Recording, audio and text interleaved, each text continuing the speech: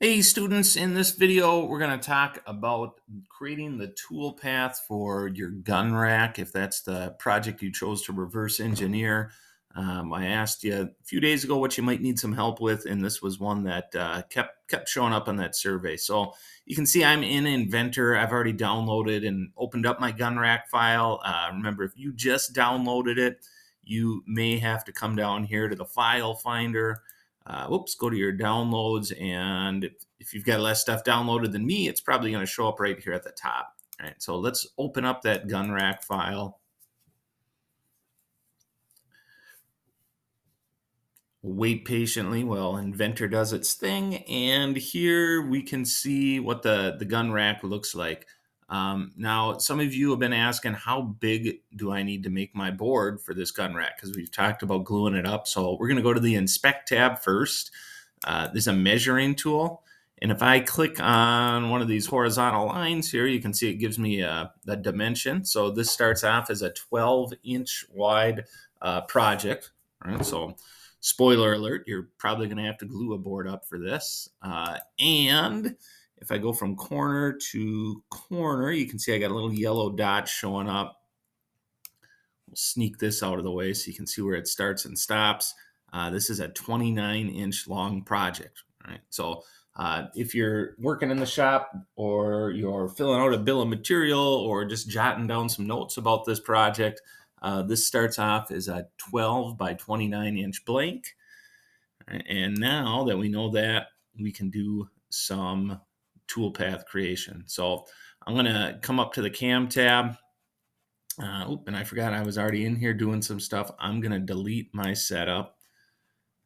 Yeah, we'll go ahead and get rid of that. All right. And the first thing you're going to want to do when you come in is go to setup. And we got to set the origin, because you can see right now the origin is in a really weird spot on mine. So I'm going to come over here and I'm going to change my origin to my model origin. And it shows up down at the bottom, kind of in a weird spot. So we're going to go, instead of model orientation, we're going to say select the X and Y axes. All right, so here's my X axis. We're going to click, I deselected it. We're going to click that arrow to highlight it, and then we're going to come over and pick a vertical line. There's my X. Then we're going to go pick Y axes. We're going to pick line going up and down. Ooh, now my Z is pointing down, so I'm going to come over here and flip my Y. All right, and now if you look at my screen, you can see I've got the X. I think I incorrectly called this a vertical axis. That's going to be kind of the horizontal line when we make this. My Y is going up and down, and my Z would be that third axis that deals with the height of this object. Right, so get yours looking like that, and we can click OK. Once you got that set up, this would be a good time to click that save button up top too, just so we don't lose what you've got. All right, and what we're going to do next is try and make the router do two operations for us. So you can see there's some dados that run through here that are going to help hold that shelf in place, or that cabinet top and bottom in place. So we want to cut those before we cut the outline. So I'm going to come up here to my 2D milling, and I'm going to pick the 2D pocket tool. And then I need to go in and assign a tool to it. Now, if you've done your cribbage board already, the 1/2-inch flat end mill is going to pop up here.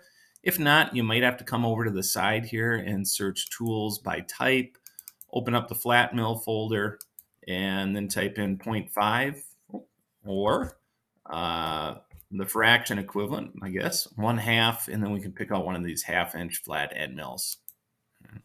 So I'm going to go ahead and check that one.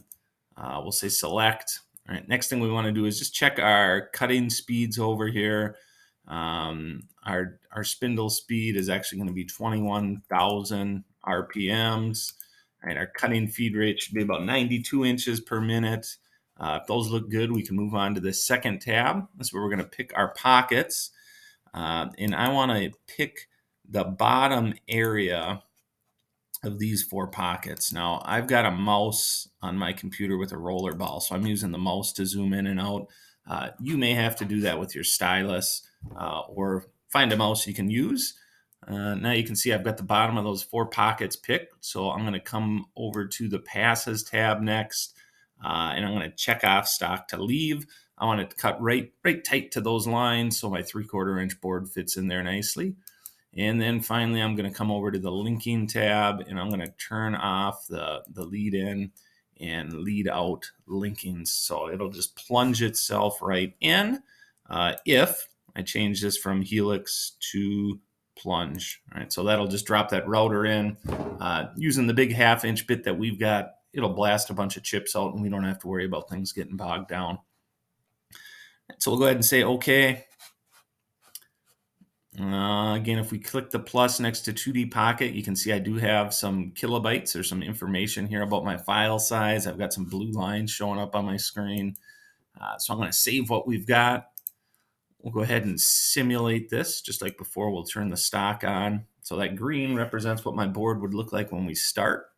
I can push the play button, and I can see it's going back and forth and cutting those pockets in for me.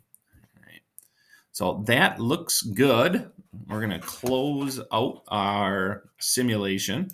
Now, if that doesn't look good, you may have to rewind the video. Make sure you checked all the same boxes I did.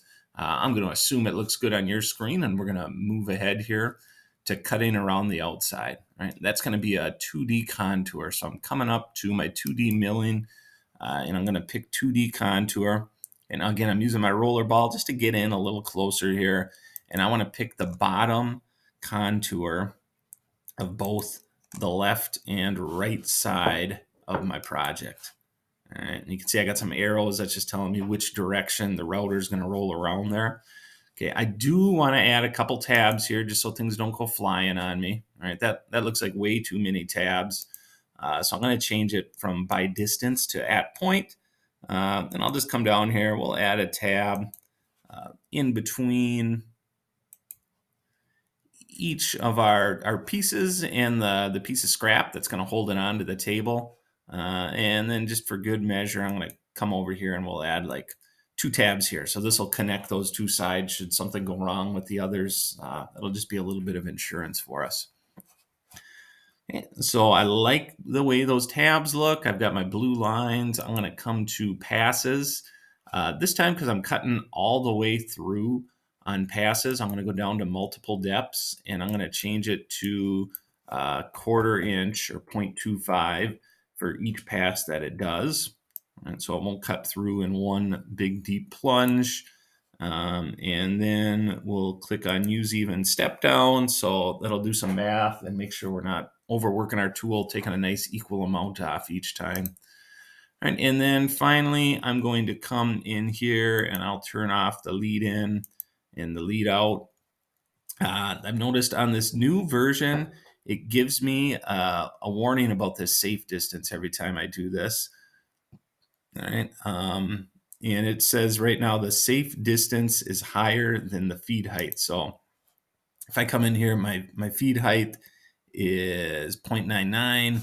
My safe distance is 0.299.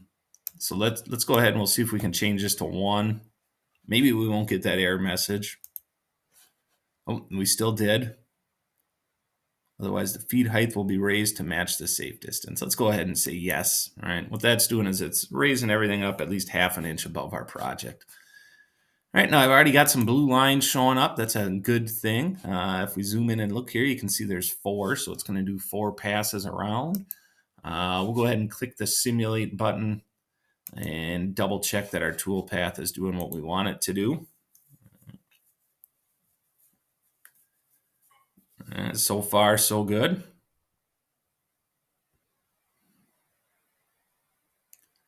It's outlining the other side, then it's going to come back down the middle here. All right, it's looking good. I'm going to click the button down here just to bring it to the very end. If you want to keep watching it, you can. And if I come in and look, you can see I've got those tabs holding stuff together.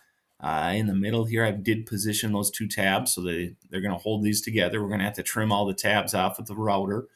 And up top here, it looks like it's going to cut through my piece as well. All right, so I'm feeling good about everything we've done there. It's all the way through my project.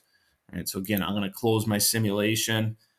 Just like I mentioned before, if you're not feeling good about that at this point, pause the video, go back, rewatch those last steps, see which button it was you forgot to click. If we like everything, we're going to save it. And then we're going to post process. You're going to do this to a USB drive. I don't have a USB on my computer, so I'm going to just pretend I do. I'll save mine to like my desktop, but you're going to want to put it onto a USB so you can get it out to that router. Make sure the Mach 3 mil is picked. It looks like the last thing I did, I was sending to the plasma cam. So I'm going to come in here and choose the Mach 3 mil as the machine I want to output to. You're going to go to this folder here, your output folder, and you're going to want to go through on this PC and find your removable drive. Like I said, I'll just simulate. I'm going to save this to my desktop. And then for program name or number, you're going to give it something more descriptive than 1001. So let's put in your name or your initials, and then we'll call it gun rack. And this is just showing us what folder we're saving it into. And again, you want to make sure you've got your USB drive picked. I'm going to put it on my desktop. And then when we click save, our window will pop up and look like this.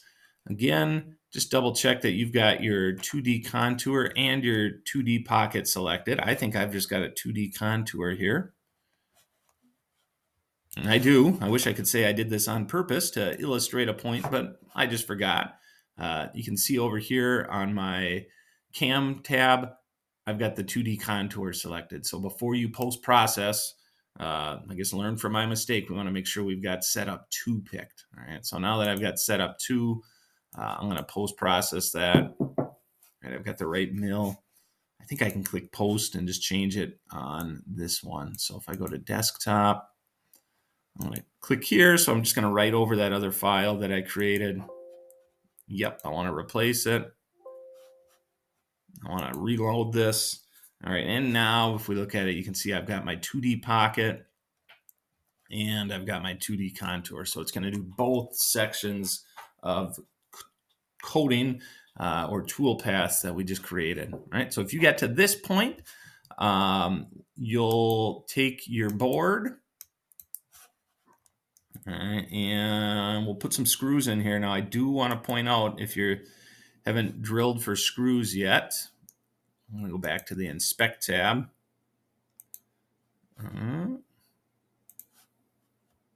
Oh, I didn't tell it to measure. All right, this top part here is 1 inch tall, but you've got all this scrap area down here. So when you're drilling your holes for the top corners, you can come down and in 3/4, just like we did on the cribbage board. Down at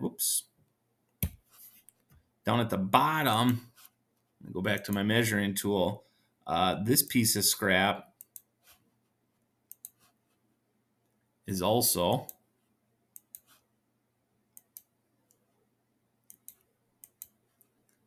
I don't know what I just clicked there, folks. I think it's not responding to. Oh, there we go.